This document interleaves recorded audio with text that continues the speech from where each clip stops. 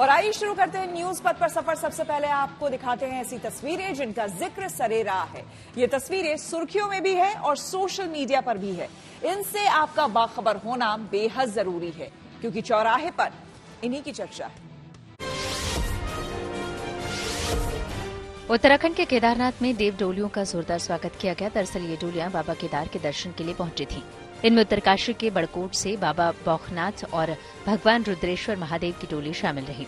ऐसे में इस खास मौके पर वहां श्रद्धालुओं की भी काफी भीड़ देखने को मिली। इस दौरान वो भी इन देव डोलियों के साथ खुशी में झूमते नजर आए। वहीं इसके बाद देव डोलियों ने भक्तों को आशीर्वाद भी दिया।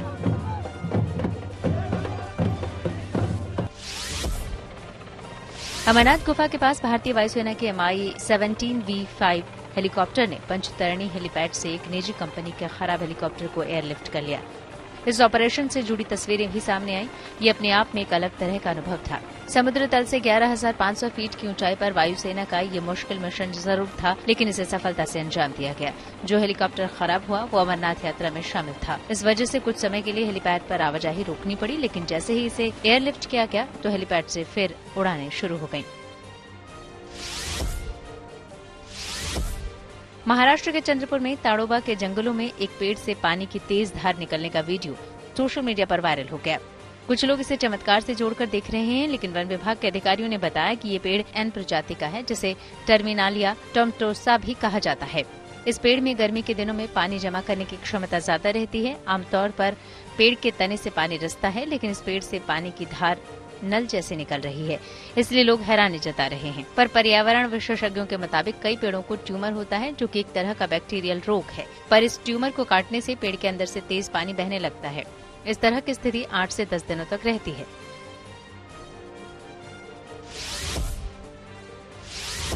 गुजरात के सूरत में उमरपाड़ा पुलिस स्टेशन सुर्खियों में आ गया। दरअसल इस पुलिस स्टेशन को इको फ्रेंडली बनाया गया है। यह हरा भरा पुलिस स्टेशन पुलिसकर्मियों की 4-5 बरसों की मेहनत का ही नतीजा है। इस थाने की खासियत ये भी है कि इस थाने को खूबसूरत बनाने में वेस्ट मटेरियल्स का इस्तेमाल किया गया है। इतना ही नहीं, इस थाने में मेडिटेशन सेंटर समेत कई और सुविधाएं भी हैं।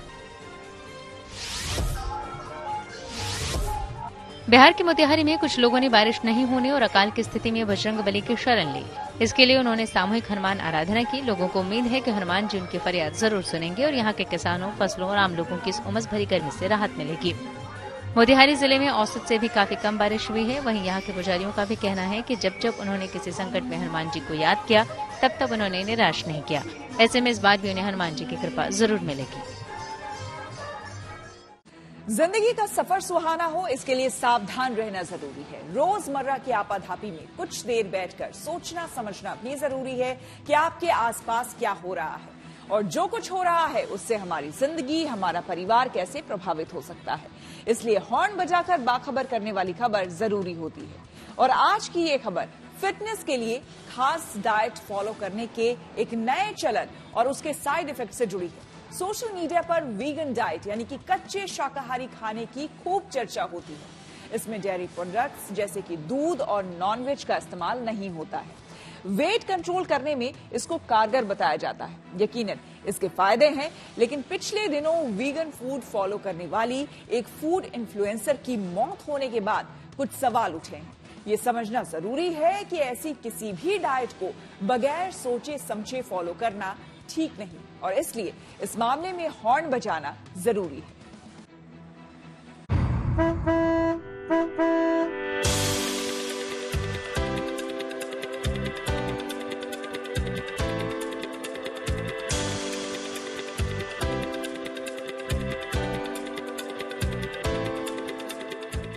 स्लिम ट्रिम नजर आने के लिए लोग क्या कुछ नहीं करते। सुबह सुबह दौड़ना, कसरत करना, जिम जाना, मकसद ये है कि वजन कम हो, बंदा फिट रहे, फिट दिखे। लेकिन शरीर के कायाकल्प के लिए सिर्फ एक्सरसाइज काफी नहीं। इसके लिए इन दिनों तरह तरह की डाइट फॉलो की जा रही है, जैसे vegan diet, keto diet, low carb diet, Dukan diet, ultra low fat diet और ना जाने क्या क्या। ज्यादातर लोग इन नामों से वाकिफ नहीं, लेकिन जो लोग सेहत को लेकर फिक्रमंद हैं वो इनको फॉलो करते हैं। ऐसी खास तरह की डाइट के सहारे वजन कम करने या कंट्रोल करने का दावा किया जाता है। यकीनन इनके फायदे हैं, पर साथ ही साइड इफेक्ट्स भी हैं। यहाँ तक कि जान जा सकती है। वीगन डाइट की पैरोकार और रूस की फूड इन्फ्लुएंसर जहाना सैमसोनोवा की भुखमरी से मौत की खबर आने के बाद जरूरी है कि सावधानी वाला हॉर्न बजाया जाए। आपको सबसे पहले वीगन डाइट फॉलो करने वाली जहाना सैमसोनोवा की मौत की वजह बताते हैं। मीडिया रिपोर्ट्स के मुताबिक 39 साल की जहाना सैमसोनोवा पिछले कई वर्षों से सिर्फ रॉ फूड वीगन डाइट यानी कच्चा शाकाहारी खाना खा रही थी। रॉ फूड वीगन डाइट में सिर्फ कच्चे फल, कच्ची सब्जियां, नट्स और बीज आदि का सेवन किया जाता है, यानी इसमें अनाज शामिल नहीं होता।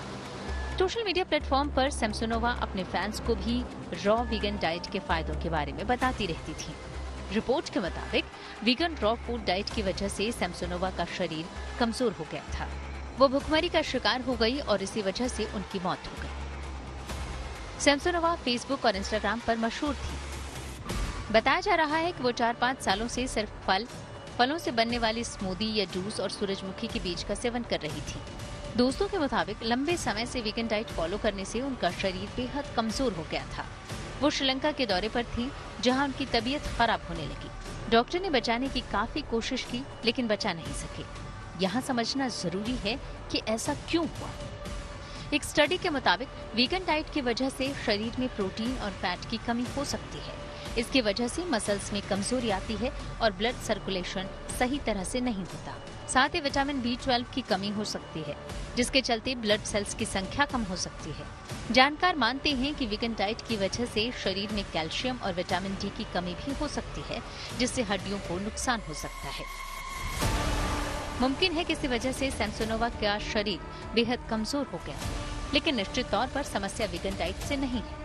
हाँ, समस्या तब आ सकती है अगर बगैर फायदा नुकसान जाने और एक्सपर्ट की सलाह लिए इसको फॉलो किया जाए। वैसे तो सोशल मीडिया पर वीगन डाइट की खूब चर्चा है। कई सेलिब्रिटीज इसको फॉलो करते हैं और प्रमोट करते हैं। इसके कई फायदे बताए जाते हैं, लेकिन समझना जरूरी है कि हर किसी की बॉडी अलग होती है और उसकी जरूरतें अलग। इसलिए किसी भी तरह की डाइट अपनाने और छोड़ने से पहले एक्सपर्ट से कंसल्ट करना बहुत जरूरी है। इस जरूरी बात को हमेशा जहन में रखें और दूसरों को आगाह करने के लिए सावधानी वाला हॉर्न बजाएं। Bureau report, good news today. Vegan diet कच्चा शाकाहारी भोजन है। इसमें नॉनवेज तो नहीं खाते हैं, दूध से बना प्रोडक्ट भी नहीं खाया जाता है। वीगन डाइट में कुछ लोग अनाज का इस्तेमाल करते हैं, लेकिन रॉ वीगन डाइट में सिर्फ सब्जी, फल, सीड्स और नट्स का सेवन होता है। डॉक्टर्स मानते हैं कि वीगन डाइट सेहत के लिए ठीक है, इसमें सभी जरूरी पोषक तत्व मिल जाते हैं, लेकिन आपका शरीर वीगन डाइट की इजाजत देता है या नहीं, इसे जानना बेहद जरूरी है। संतुलित भोजन और वीगन डाइट पर हमने बात की गंगाराम अस्पताल की डाइटिशियन डॉक्टर मुक्ता से। किसी भी व्यक्ति को एक स्ट्रिक्ट डाइट फॉलो करने से पहले एक एक्सपर्ट की एडवाइस लेनी बहुत ज़रूरी है। सो इसलिए अगर कोई फैट डाइट जैसे एक वीगन डाइट फॉलो करना चाहता है तो उसे एक एक्सपर्ट के पास जाकर अपने हाइट, वेट, एज, जेंडर और कोमॉर्बिड कंडीशंस के बारे में बात बताना चाहिए, जिसके बेसिस पे वो एक्सपर्ट, चाहे वो डॉक्टर है या डाइटिशियन है, उसको गाइड करे कि वो ऐसी डाइट लेने से उसको क्या बेनिफिट हो सकते हैं या क्या डिसएडवांटेजेस हो सकते हैं। So strict vegan diet follow करने से बहुत सारी प्रॉब्लम्स हो सकती हैं, जैसे कि nutritional deficiencies, imbalance of nutrition और specially vitamin B12, iron, magnesium, zinc जैसे डेफिशिएंसीज हो सकती हैं, जिसके वजह से उनके वाइटल ऑर्गन्स पर इफेक्ट आ सकता है, जो कि फेटल भी हो सकता है। बैलेंस डाइट में combination of lean proteins, fats, carbohydrates, vitamins और मिनरल्स होने चाहिए, जो कि हमें milk and milk products, nuts, pulses, legumes से मिलते हैं। और मोटा अनाज से हमें कार्बोहाइड्रेट्स, अच्छा कार्बोहाइड्रेट मिलता है। गुड फैट से जैसे कि हम कनोला ऑयल का इस्तेमाल कर सकते हैं, थोड़ा सा देसी घी का इस्तेमाल कर सकते हैं, मस्टर्ड ऑयल यूज़ कर सकते हैं। गुड फैट्स हमें मिलेंगे और नट्स एंड सीड्स में भी गुड फैट्स होते हैं। नो हिंसा के गुनहगारों से होगी नुकसान की पूरी वसूली। आइए सीधे आपको लिए चलते हैं न्यूज एक्सप्रेसवे पर, जहां देश से जुड़ी कुछ और जरूरी खबरें कर रही हैं आपका इंतजार। हरियाणा के नो हिंसा मामले को लेकर सुप्रीम कोर्ट में सुनवाई हुई। इस दौरान अदालत ने दिल्ली, यूपी और हरियाणा सरकार को नोटिस जारी किया और साफ कहा कि यह सुनिश्चित किया जाए कि आगे भड़काऊ भाषण न हो। हालांकि अपनी सुनवाई के दौरान अदालत ने रैली और प्रदर्शनों पर रोक नहीं लगाई। अब इस मामले की अगली सुनवाई शुक्रवार को होगी। नो हिंसा मामले को लेकर हरियाणा के सीएम मनोहर लाल खट्टर ने कहा है कि हर हाल में दोषियों को सख्त सजा मिलेगी, साथ ही जिम्मेदार दंगाइयों से नुकसान की भरपाई की जाएगी। फिलहाल हिंसा के बाद पूरे राज्य में सुरक्षा बढ़ा दी गई है। पुलिस की 30 और अर्धसैनिक बलों की 20 कंपनियां तैनात हैं। कर्फ्यू में बीच बीच में ढील दी जा रही है। वाराणसी के ज्ञानवापी मामले को लेकर हिंदू पक्ष की ओर से जिला न्यायालय में एक और याचिका दाखिल की गई। इस दौरान दूसरे पक्ष पर साक्ष्य मिटाने का आरोप लगाया गया। वहीं इस याचिका के जरिए ज्ञानवापी परिसर में गैर हिंदुओं के प्रवेश पर रोक लगाने की अपील भी की गई। अब इस मामले की सुनवाई शुक्रवार को होगी। वैसे ज्ञानवापी में सर्वे को लेकर गुरुवार को इलाहाबाद हाईकोर्ट भी फैसला सुनाएगी। मोदी सर ने मामले में घिरे कांग्रेस नेता राहुल गांधी ने सुप्रीम कोर्ट में अपना जवाब दाखिल कर दिया। राहुल ने कहा कि इस मामले में कानूनी प्रक्रिया का दुरुपयोग किया गया। वहीं राहुल ने ये भी बताया कि उन्हें इससे पहले किसी केस में सजा नहीं मिली है। ऐसे में माफी नहीं मांगने के चलते उन्हें घमंडी कहना गलत है। इसके अलावा राहुल ने कहा कि उनकी अपील सेशंस कोर्ट में लंबित है और उसमें सफलता की संभावना है। सुप्रीम कोर्ट में इस मामले की सुनवाई शुक्रवार को होगी। मौसम विभाग ने उत्तर भारत के 6 राज्यों में फिर भारी बारिश का अलर्ट जारी किया। उत्तर प्रदेश, उत्तराखंड, राजस्थान, पंजाब और हिमाचल प्रदेश में अगले 3 से 4 दिनों तक बादल बरसेंगे। तेलुगु अभिनेत्री जयासुधा दिल्ली में एक कार्यक्रम के दौरान बीजेपी में शामिल हो गयीं। इस दौरान पार्टी महासचिव तरुण चुग और तेलंगाना बीजेपी अध्यक्ष जी किशन रेड्डी भी मौजूद रहे। जयासुधा पहले कांग्रेस पार्टी से विधायक भी रह चुकी हैं। सूत्रों के हवाले से खबर है कि अगले साल 16 से 24 जनवरी के बीच अयोध्या में रामलला की मूर्ति की प्राण प्रतिष्ठा की जा सकती है। इन्हीं तारीखों के लिए पीएम मोदी से समय मांगा गया है। श्री राम जन्मभूमि तीर्थ क्षेत्र ट्रस्ट का मानना है कि अयोध्या में सिर्फ एक कार्यक्रम होना चाहिए और वो भी गैर राजनीतिक। इस दौरान कोई मंच नहीं बनेगा। हालांकि आमंत्रित कुछ बड़ी हस्तियों को बोलने का थोड़ा थोड़ा समय दिया जाएगा। कहा जा रहा है कि इस कार्यक्रम में संघ के बड़े नेता भी मौजूद रहेंगे। और खबरों के एक्सप्रेस में से आगे रुक करते हैं सियासी ढाबे का, जहां आज की सबसे दिलचस्प खबर मौजूद है। मणिपुर और अब दिल्ली से जुड़े बिल पर विपक्ष संसद में हमलावर है। इस तरह सरकार को घेरने और एकजुटता दिखाने की कोशिश है। लेकिन सूरत हाल ये है कि एक एक करके कुछ बड़ी विपक्षी पार्टियां सरकार के समर्थन में आ रही हैं। लगता नहीं कि विपक्ष राज्यसभा में दिल्ली सर्विस बिल रोक पाएगा। हाँ, उससे पहले हंगामा जरूर है। उसी दिन चर्चा शुरू हो गई थी। मणिपुर से ऑटोमेटिक जुड़ जाता है और ये लोग चर्चा करने देना नहीं चाहते।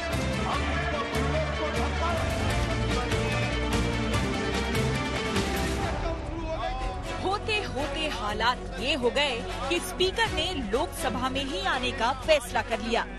ये सूरत है संसद की, जहां मॉनसून सत्र में हंगामा रुकने का नाम ही नहीं ले रहा। गंभीर मुद्दों पर चर्चा नहीं करना चाहते। सदन की कार्रवाई आज 2 बजे तक के लिए स्थगित की जाती है। मंगलवार के हंगामे से नाराज होकर स्पीकर ओम बिरला ने बयान जारी किया कि जब तक सभी दल के सांसद सदन को सुचारू रूप से नहीं चलाने देंगे, वो सदन में नहीं जाएंगे। लेकिन हालात देखकर लगता नहीं कि संसद सुचारू रूप से चलने वाली है।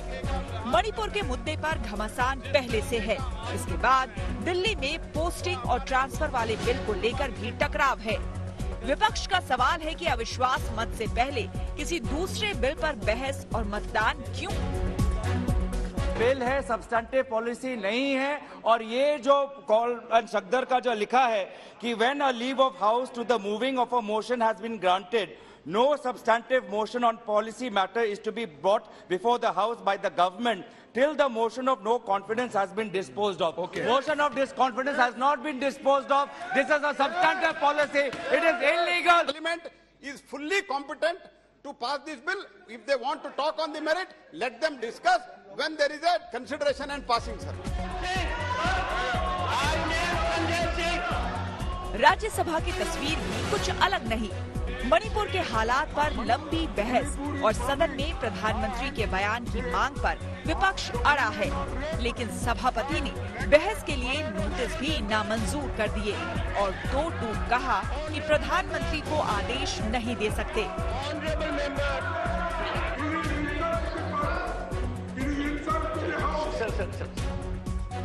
विपक्ष का विरोध संसद तक ही नहीं रहा। वॉकआउट करते हुए इंडिया के सांसद राष्ट्रपति से मिलने जा पहुंचे। राष्ट्रपति का ध्यान खींचने के लिए हम सभी मिले। उन्होंने कहा ये जो आपका मेमोरेंडम है मैं इसके बारे में सोचूंगी, ऐसा उन्होंने आश्वासन दिया है। संसद में विपक्ष की मोर्चाबंदी भले ही मजबूत दिखती हो, लेकिन हकीकत ये है कि सरकार के सामने उसकी चुनौती कमजोर है। नवीन पटनायक और जगन मोहन की पार्टी ने पहले ही सरकार को समर्थन देने का ऐलान कर दिया है। अब केसीआर ने भी विपक्ष की मोर्चाबंदी यानी इंडिया पर हमला बोल दिया। पवार जी हमारे बार बार नाम ले रहे थे, अब हमको बी टीम कह रहे थे बीजेपी के, वो तो सीधा घुस गए बीजेपी में। अब क्या मानना है, क्या कहना है? हम किसी के तरफ नहीं है, किसी की तरफ रहना भी नहीं चाहते। ये इंडिया और ये एनडीए सब देख चुके हैं ना, कौन सा नया इंडिया है? ये तो 50 साल राज किया हुआ है। कुछ तो मजबूरियां रही होंगी, यूं ही कोई बेवफा नहीं होता। जी करता है कि बहुत सच कहूं, क्या करें हौसला नहीं होता। जरूर उनकी कोई मजबूरियां रही होंगी जिसके चलते उन लोगों ने ये फैसला लिया। संकेत साफ है कि सरकार को केसीआर का भी समर्थन है, इसलिए दिल्ली सर्विस बिल को पास कराने में उसे मुश्किल नहीं आने वाली। असल में सोचना विपक्ष को है। मसला सिर्फ ये नहीं कि कई विपक्षी पार्टियां बीजेपी के साथ खड़ी है, मसला ये भी है कि जो साथ है वो कब पाला बदल जाए कहा नहीं जा सकता।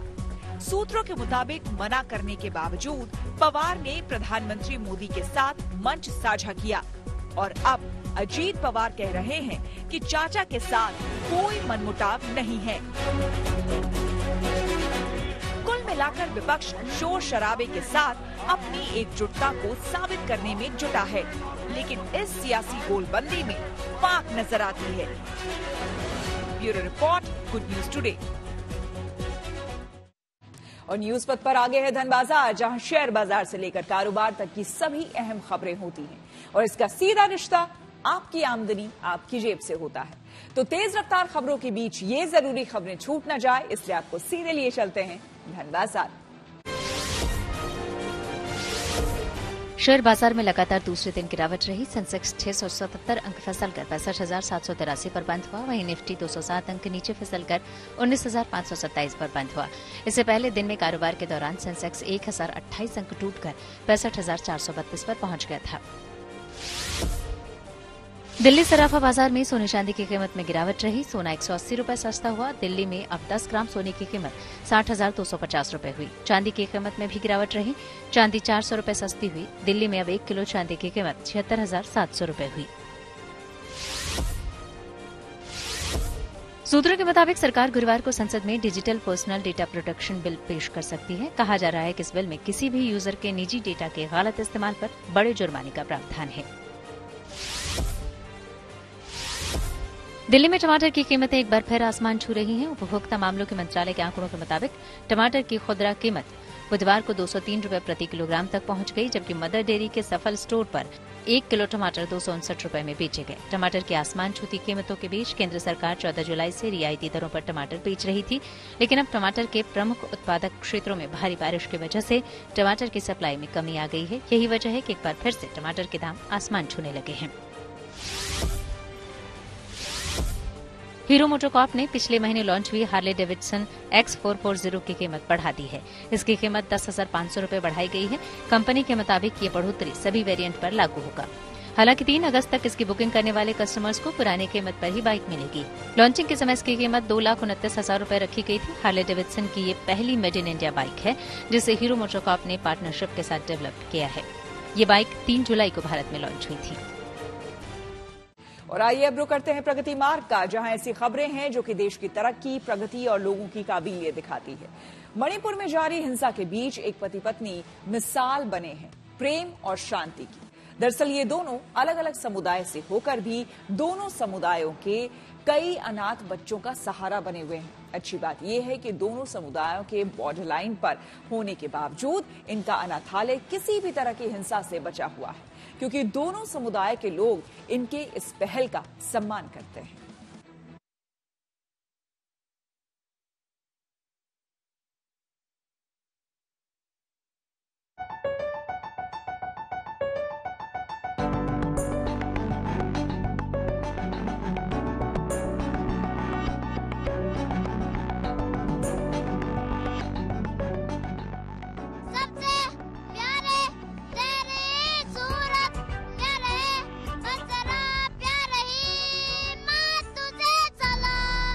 ये मासूम बच्चे नहीं जानते कि वो किस समुदाय से आते हैं। ये नहीं जानते कि मणिपुर में हिंसा की आग क्यों भड़की। इन सब से बेपरवाह ये अपनी धुन में मस्त है। लेकिन इन बच्चों की परवरिश करने वाला ये जोड़ा बखूबी जानता है इन बच्चों की पहचान भी और मणिपुर में भड़की हिंसा की आग को भी। लेकिन इनके चेहरे पर सुकून है, प्रेम शब्द की गरिमा बचा लेने की। दरअसल ये दोनों पति पत्नी अलग अलग समुदाय से आते हैं। हाउकिप कुकी समुदाय से हैं तो रेवारी मैतेई समुदाय से, और दोनों मिलकर 18 अनाथ बच्चों को नई जिंदगी दे रहे हैं। मेरे पीछे जो जोड़ा आप देख रहे हैं वो है कुकी, हाउकिप और मैतेई रेवती। दो अलग समुदाय के लोग सालों से एक साल रहे। ये जोड़ा यहाँ पर इस जगह पर उन बच्चों की देखभाल कर रहा है जो उनके अपने नहीं हैं। ये अनाथ बच्चे हैं और ये अनाथालय बिल्कुल उसी सीमा पर है जिसके एक तरफ कुकी समाज है, दूसरी तरफ मैतेई समाज है। यहाँ गोलियां नहीं चलती हैं, लेकिन ये लोग मणिपुर को एक उम्मीद दे रहे हैं कि प्यार से बड़ा कुछ भी नहीं है। पश्चिमी इम्फाल और कांग पोकपी के बीच तलहटी में बसे बॉर्डर इलाके में ये हाउकिप और रेवारी का अनाथालय है, इमा फाउंडेशन, जहां ये बच्चे मणिपुर की जातीय हिंसा की आग से दूर बेखौफ जिंदगी गुजार रहे हैं। इन बच्चों में कुकी और मैतेई दोनों समुदाय के बच्चे हैं, लेकिन ये अपनी पहचान से वाकिफ नहीं, क्योंकि इनके देखभाल करने वाले लोगों ने इन्हें इनकी पहचान नहीं बताई। ये लोग इन्हें सिर्फ प्रेम, भाईचारा और इंसानियत का पाठ पढ़ाते हैं। हैरानी ये जानकर भी होगी कि इन बच्चों से मिलने दोनों समुदाय के लोग आते हैं और हाउकिप और रेवारी की इस पहल की तारीफ भी करते हैं। यही वजह है कि इनका ये छोटा सा आशियाना बॉर्डर इलाके में होने के बावजूद महफूज है। राज्य में भड़की सामुदायिक हिंसा की आग इसे छू नहीं पाई। यहाँ का सिचुएशन तो दूसरा जगह का अलग है। यहाँ का कुकी का 3-4-5 चिफ है, नीचे में मैतेई कम्युनिटीज का लीडर है। दोनों मिल के बातचीत किया है। यहाँ में कोई झगड़ा नुगड़ा कुछ नहीं करेगा। मैतेई लोग भी ऊपर नहीं जाएगा, कुकी लोग भी नीचे नहीं आएगा। ऐसा कमिटमेंट करके इधर में बहुत शांति से अभी तक रहता है। हाउकिप और रेवारी के अपनी कोई संतान नहीं है, लेकिन इन बच्चों को ऐसे पाल रहे हैं जैसे ये मणिपुर की पहचान संभाल रहे हैं। हिंसा शुरू होने के बाद से ये बच्चे स्कूल नहीं जा पा रहे। ऐसे में रेवारी इन्हें पढ़ाती है। हाउकिप और रेवारी के इस छोटे से आशियाने में राष्ट्रगान और माँ तुझे सलाम जैसे देशभक्ति गीत गाते,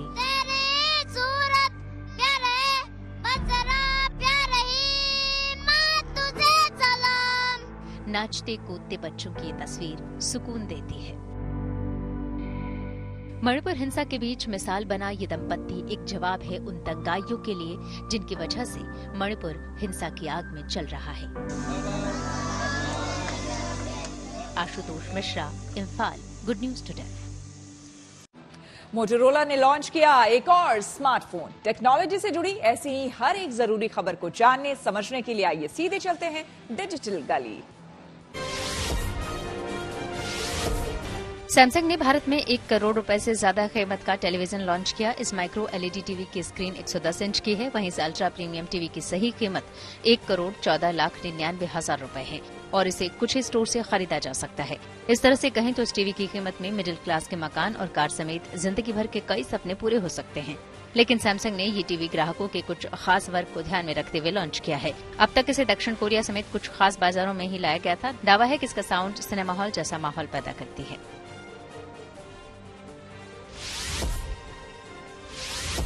टेक्नोलॉजी समेत फॉक्सकॉन कर्नाटक में 5,000 करोड़ रुपए का निवेश करेगी। इसके लिए उसने राज्य सरकार के साथ एक करार किया। इस निवेश के बाद वहां स्मार्टफोन उपकरण और सेमीकंडक्टर से जुड़ी चीजें तैयार की जाएंगी।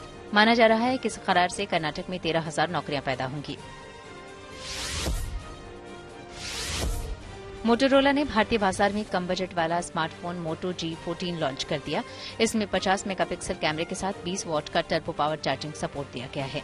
कंपनी का दावा है कि स्मार्टफोन को एक बार फुल चार्ज करने पर यूजर को 34 घंटे का टॉक टाइम पावर बैकअप मिलेगा।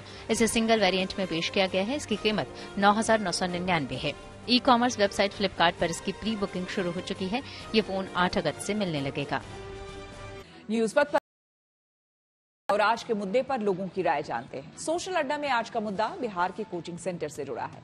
बिहार सरकार ने राज्य में चल रहे कोचिंग सेंटर को लेकर एक बड़ा आदेश जारी किया है। जिसके मुताबिक जो स्कूल की टाइमिंग होती है उस टाइमिंग में कोचिंग सेंटर में पढ़ाई नहीं होगी। बिहार के शिक्षा विभाग ने आदेश जारी कर कहा है कि राज्य के सभी कोचिंग सेंटर 4 बजे तक बंद रहेंगे।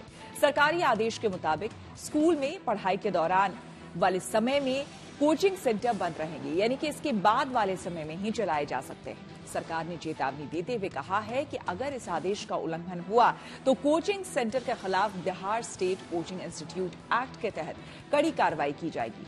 शिक्षा विभाग ने यह सख्त आदेश इसलिए जारी किया है क्योंकि कई स्टूडेंट्स स्कूल पढ़ाई करते हैं, जिससे कि स्कूल में उनकी अटेंडेंस काफी कम रहती है। खास करके कक्षा 9 से 12वीं के छात्रों के अटेंडेंस को लेकर शिक्षा विभाग ने सख्त लहजे में कहा है कि सभी स्टूडेंट्स स्कूल में 75% अटेंडेंस दर्ज करें, वरना उन्हें बिहार बोर्ड की परीक्षा में बैठने नहीं दिया जाएगा। यही नहीं, बहुत से सरकारी स्कूलों के टीचर भी स्कूल में अपना काम छोड़कर कोचिंग सेंटर में पढ़ाने जाते हैं। स्टूडेंट्स और टीचर के इसी रवैये पर सरकार ने कोचिंग सेंटर को स्कूल टाइमिंग पर चलाने से रोक लगाने का फैसला किया है।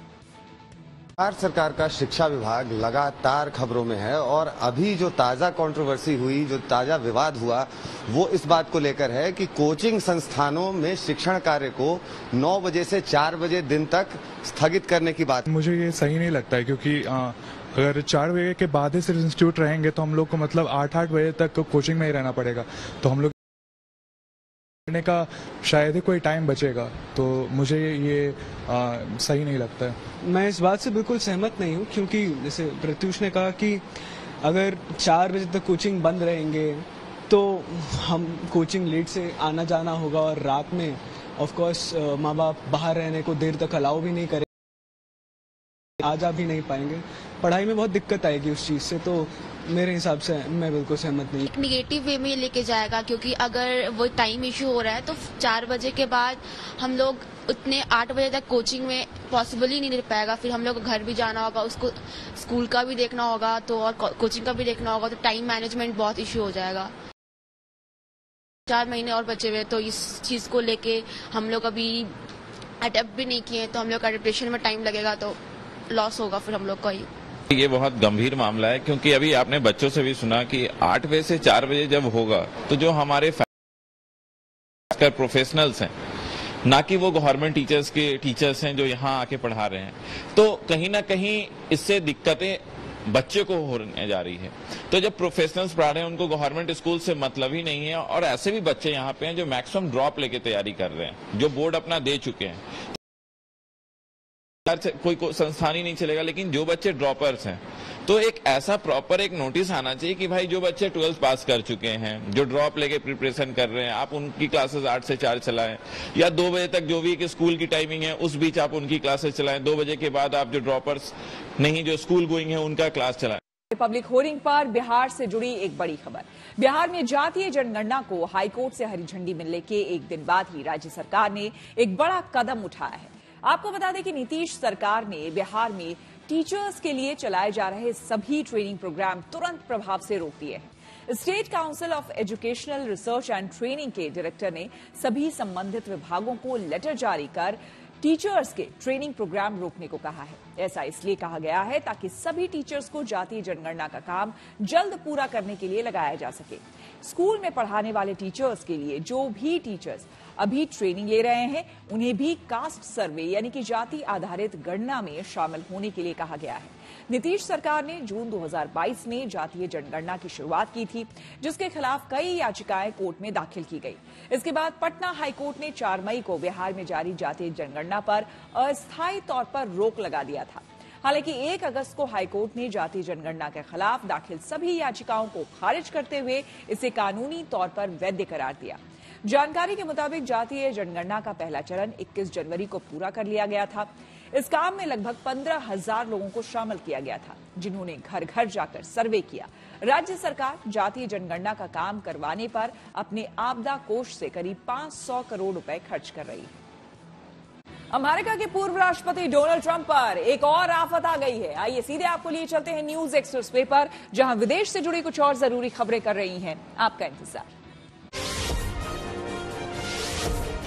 ब्रिटेन में रह रही भारतीय मूल की लेखिका चेतना मारू को मशहूर बुकर पुरस्कार की संभावित सूची में शामिल किया गया है। बुकर पुरस्कार के जजों ने चेतना के पहले उपन्यास वेस्टर्न लेन की तारीफ की। उन्होंने अपने उपन्यास में ब्रिटिश गुजराती परिवेश का संदर्भ लिया है। वेस्टर्न लेन में गोपी नाम की एक 11 साल की लड़की और उसके परिवार के साथ उसके रिश्तों पर ये कहानी संजोई गई है। मारू के उपन्यास ने 13 किताबों के बीच ये जगह बनाई है। बुकर विजेता का ऐलान 26 नवम्बर को लंदन में एक पुरस्कार समारोह में किया जाएगा। चीन के कई इलाके बाढ़ की चपेट में हैं। वहां की राजधानी बीजिंग और उसके आसपास के जिलों में पिछले कई दिनों से हो रही भारी बारिश से ऐसी स्थिति बनी है। कई नदियां उफान पर हैं तो कुछ जगहों पर गाड़ियां इधर उधर बिखरी दिखाई दे रही हैं। इस बीच सड़कों पर नाव चलाकर लोगों को रेस्क्यू किया जा रहा है। इस बाढ़ की वजह से रेलवे स्टेशनों और कई सार्वजनिक जगहों को बंद करना पड़ा है। पूर्व अमेरिकी राष्ट्रपति डोनाल्ड ट्रंप पर अदालत में 2020 चुनाव के रिजल्ट को पलटने का आरोप लगा है। दरअसल वो पिछला चुनाव हार गए थे। ऐसे में उन पर आरोप लग रहे हैं कि वो अपनी हार पचा नहीं पाए और तब नतीजों को पलटने की कोशिश की। पिछले 4 महीनों में ये तीसरा ऐसा मौका है जब वो आरोपी बनाए गए हैं। ट्रंप ने अगले साल होने जा रहे राष्ट्रपति चुनाव के लिए अपना प्रचार अभियान शुरू कर दिया था, लेकिन अब इन अदालती मामलों को उनके लिए बड़ा झटका माना जा रहा है। उधर इस मामले को लेकर राष्ट्रपति जो बाइडेन ने चुप्पी साध ली है। अमेरिका ने एक बार फिर से म्यांमार के 78 साल की नेता आंग सान सू की को जेल से रिहा करने की वकालत की। हाल ही में म्यांमार में उनकी जेल की सजा 33 साल से घटाकर 27 साल किए जाने का फैसला लिया गया था, लेकिन इसके बावजूद म्यांमार की सैन्य सरकार के प्रति अमेरिका के रुख में कोई बदलाव नहीं आया। अमेरिकी विदेश मंत्रालय के प्रवक्ता मैथ्यू मिलर ने इस मामले में और कदम उठाने की सलाह दी और सू की तुरंत रिहाई की मांग दोहराई। इटली के वेनिस में हाई टाइड से पानी भर गया। इसके बावजूद मशहूर सेंट मार्क स्क्वायर पर कुछ सैलानी पानी में टहलते नजर आए। इस बीच यूनेस्को ने इसे खतरे वाले वर्ल्ड हेरिटेज की लिस्ट में शामिल किए जाने की सिफारिश की है। रामनगरी अयोध्या में मंदिर निर्माण के साथ साथ प्रभु राम से जुड़ी जगहों का भी कायाकल्प तेजी से किया जा रहा है। इसी के तहत अयोध्या में ऐसे 22 स्थानों पर भगवान राम से जुड़ी कई अलग अलग मूर्तियां लगाई जा रही हैं, जिसके लिए राजस्थान के लाल पत्थरों का इस्तेमाल किया जा रहा है। इसका मकसद यही है कि रामलला से जुड़े जितने भी स्थान हैं उनके पौराणिक महत्व को बताया जा सके।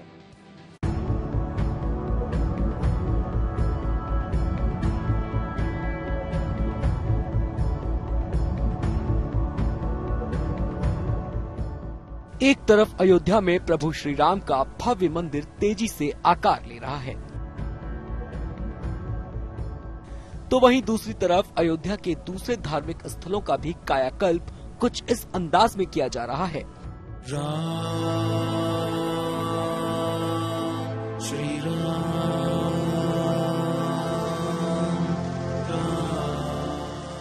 राजस्थान के लाल पत्थर, उन पर शानदार नक्काशी और साथ में प्रभु श्री राम की मूर्तियां 22 जगहों पर ये लगाई जा रही हैं। गुप्तार घाट से भरत कुंड, सीता कुंड से अग्निकुंड और सूर्य कुंड तक सबकी खूबसूरती को और निखारा जा रहा है। भगवान श्री राम और केवट के प्रसंग में जो ये तीर्थ स्थल बनाया हुआ है, उसका हम मतलब पत्थर का काम कर रहे हैं।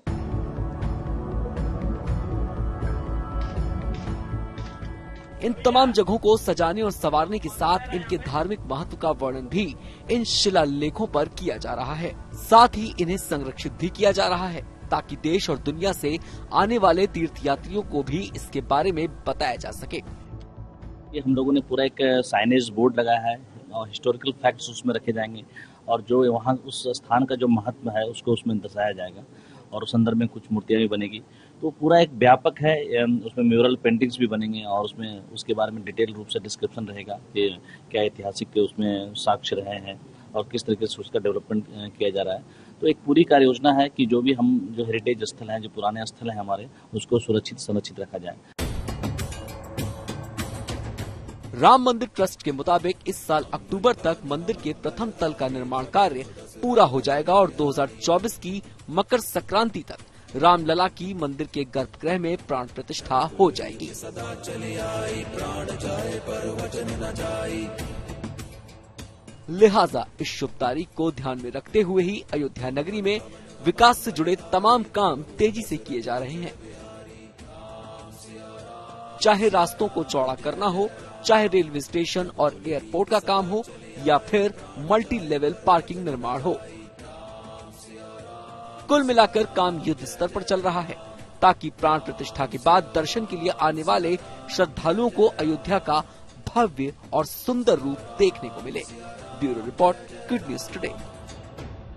बैडमिंटन खिलाड़ी मिथुन मंजुनाथ ने किया है बड़ा उलटफेर। खेल जगत से जुड़ी कुछ और खबरों को जानने के लिए आइए सीधे आपको लिए चलते हैं खेल चक्कर। भारत और वेस्टइंडीज के बीच गुरुवार से T20 सीरीज की शुरुआत होगी। ये मैच त्रिनिदाद में भारतीय समय के मुताबिक रात 8 बजे से शुरू होगा। ये T20 सीरीज 5 मैचों की होगी। इससे पहले भारत ने वनडे सीरीज में वेस्टइंडीज को 2-1 से हरा दिया था। बैडमिंटन खिलाड़ी पीवी सिंधु ने ऑस्ट्रेलियन ओपन के प्री क्वार्टर फाइनल में जगह बना ली। उन्होंने अपने ही देश के अश्मिता चाल्ही को 21-18 और 21-13 से शिकस्त दी। साथ ही मिथुन मंजुनाथ ने बड़ा उलटफेर करते हुए वर्ल्ड चैंपियन सिंगापुर के बैडमिंटन खिलाड़ी लो किन यू को 21-19 और 21-19 से मात दी। वहीं के श्रीकांत और HS प्रणॉय ने भी अपने अपने मुकाबलों में जीत हासिल कर अगले दौर में जगह बनाई। एशियन हॉकी चैंपियंस ट्रॉफी की शुरुआत गुरुवार से चेन्नई में होगी। इसके पहले 3 मैच होंगे। इनमें भारतीय टीम चीन से भिड़ेगी। यह मैच गुरुवार रात 8:30 बजे से खेला जाएगा, जबकि पाकिस्तान का मुकाबला मलेशिया से होगा। वहीं पहले दिन दक्षिण कोरिया और जापान की टीमें भी आमने सामने होंगी। चीन में चल रहे वर्ल्ड यूनिवर्सिटी गेम्स में भारत की भवानी यादव ने ब्रॉन्ज मेडल जीता। उन्होंने लॉन्ग जंप में यह कामयाबी हासिल की। उनकी सर्वश्रेष्ठ कूद 6.32 मीटर की रही।